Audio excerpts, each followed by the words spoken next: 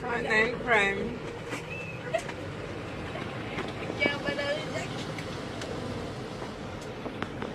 Rubbish.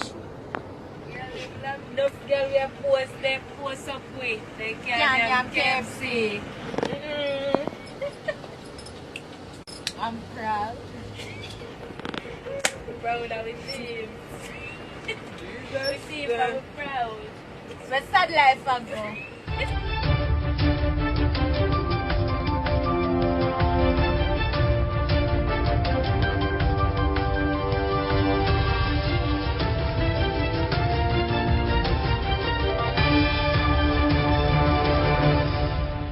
Welcome back to MyView TV, the people's platform, the home of undiluted news, reviews, updates, and your daily dose of entertainment.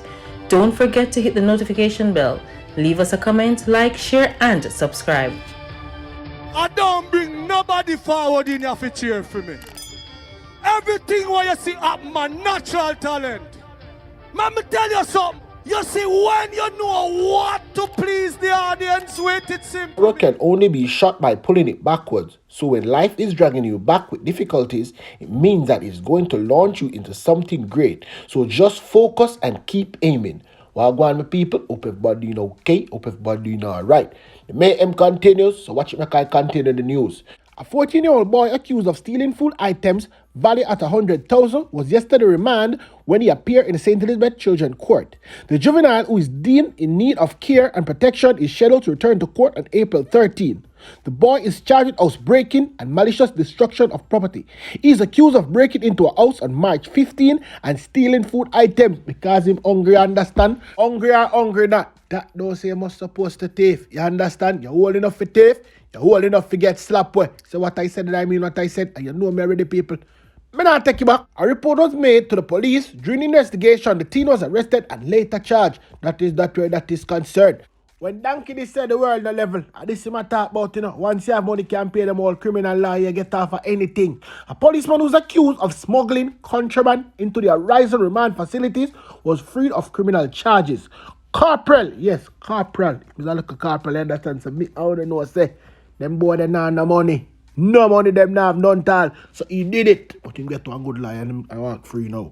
Shawn Robinson was freed after his attorney, Christopher Townsend, challenged the prosecution case against him. The judge upheld the no case submission from the defense before the St. Andrew Parish Court. Corporal Roberts was charged in 2021 after he was held in possession of Ganja. Yes, people. Boy have Ganja that issue around the cell. You understand? If you have to prison them, they may tell us that them said him go by it. Prosecution and the report after May 19, 2021, the policeman was observed entering and exiting the facility. He was stopped and searched by correctional officers at the facilities and found in possession some Ganja. He was subsequently charged by the criminal police in the Town police station. Anyway, now, people, this is what the lawyer boy had to say. Yes, we were able to effectively argue that the Crown, through their own witness, has actually disproved the mental element required to establish the offense. With the cross-examination of their main witness, what their main witness said upon cross-examination suggests that the accused did not have the mental element to commit the offense. And having made those arguments, the judge agreed with us. That is that way that is concerned. What you want for what now, people? Me I got St. Elizabeth for a little. And now I'm going to tell them about Ratman. This a boy should have get some pies a long time, And I just know. A man who the police say is linked to multiple cases of burglary in St. Elizabeth has been arrested and charged with the help of the automatic fingerprint identification system. You understand? Detective in St. Elizabeth said they made the breakthrough after the man identified as 31-year-old. 34-year-old. Remember, good make a mistake too.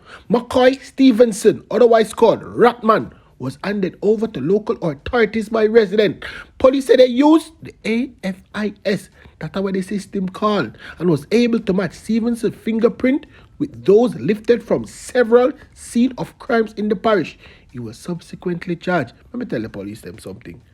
Only that, that. This a boy and them next two boys me I talk about, all of them should have gone that ground.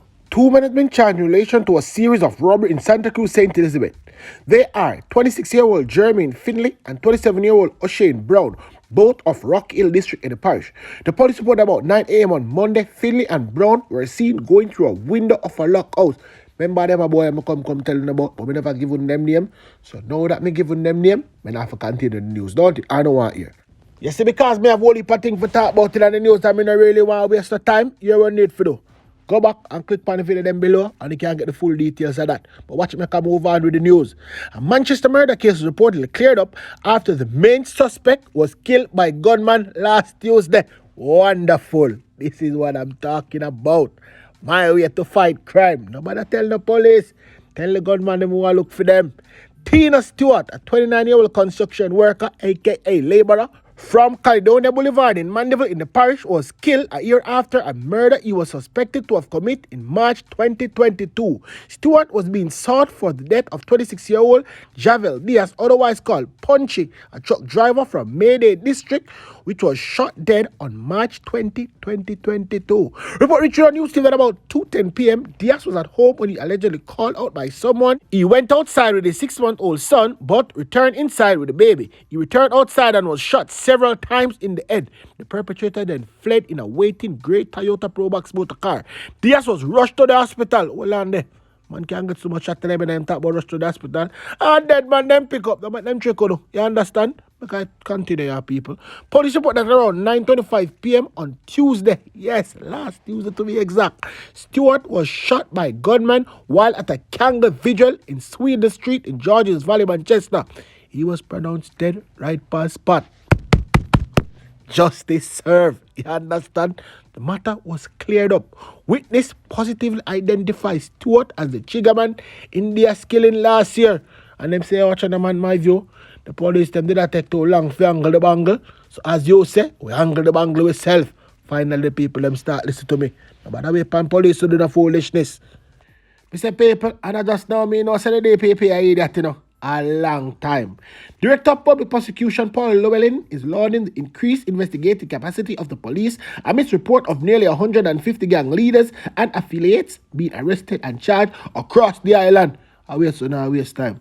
150 graves were put on right across the cemetery them in Jamaica. Where them boy they should have go down in a hole. Uno come and tell me about when I put them there.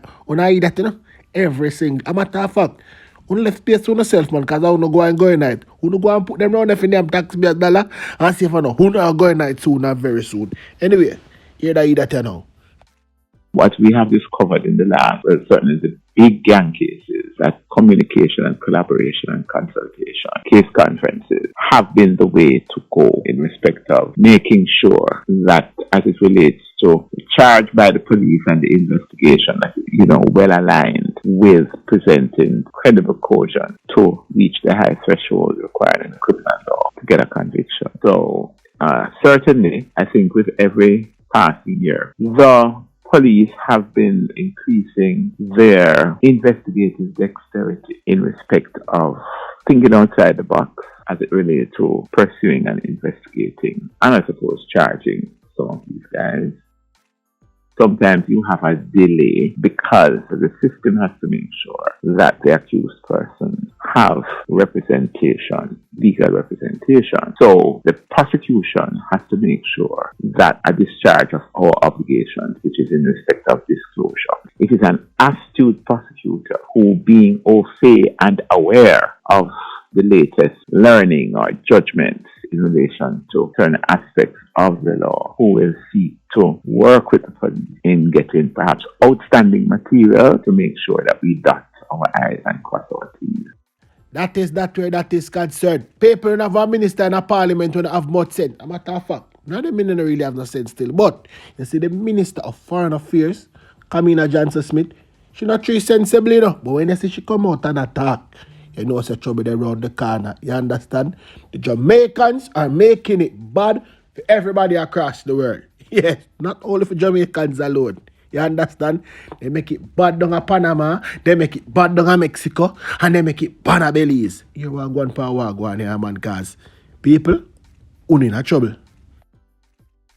I am really very concerned by recent reports of some Jamaicans using these countries as transit points to illegally enter other countries. This type of activity often puts the lives of those nationals in grave danger. It poses reputational risks for all the countries involved, and unfortunately, law-abiding Jamaicans, who are the majority of our travelers, are being negatively impacted in their experience at immigration points in those countries, and they could be even more affected in the future. The Jamaican government is concerned for more than one reason. We're concerned that nationals are taking decisions to travel under circumstances that are extremely risky, and in some cases taking children with them, exposing them to really dangerous situations, including kidnapping, sex trafficking, and even death.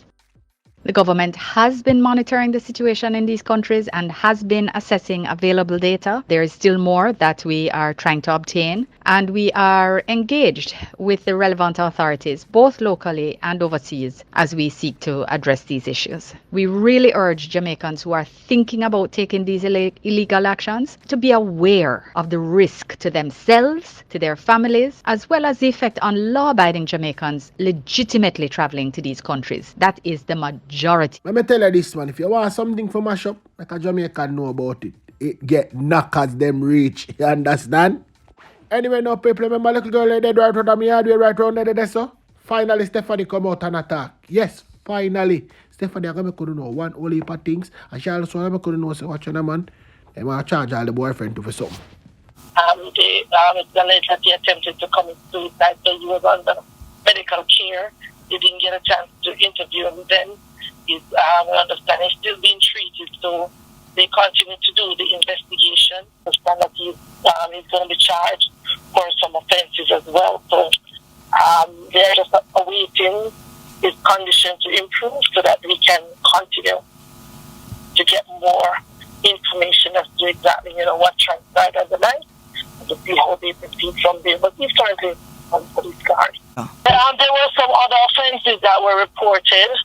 I didn't get from the investigator that he'd be charged with murder at this stage, but I know that he'll be charged with some other offenses that he's alleged to have committed against her prior to her death.